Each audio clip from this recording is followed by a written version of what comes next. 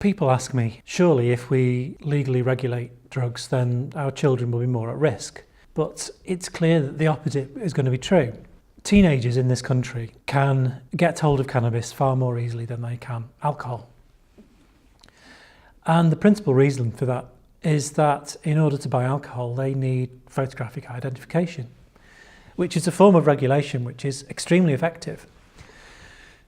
There was a period of time in the 1990s when it was in the tabloid newspapers that teenagers in this country were out of control, and I was a uniformed police officer at the time, and it was a big problem. There was lots of drunken teenagers around. They were hanging around on park benches and being sick and making a nuisance of themselves, and it became a big issue in the press.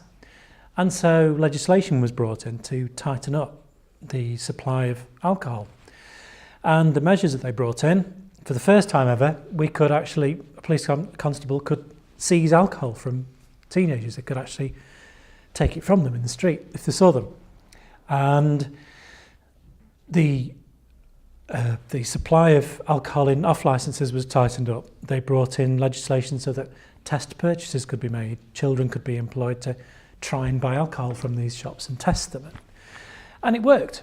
Almost overnight, over the space of a few weeks, the problem of drunken teenagers getting hold of alcohol was almost entirely eliminated.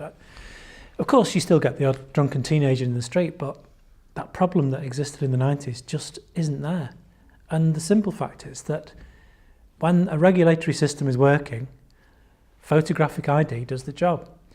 A drug dealer doesn't ask for photographic identification. They only ask for a £10 note. And so with a regulated system, our children will be safer.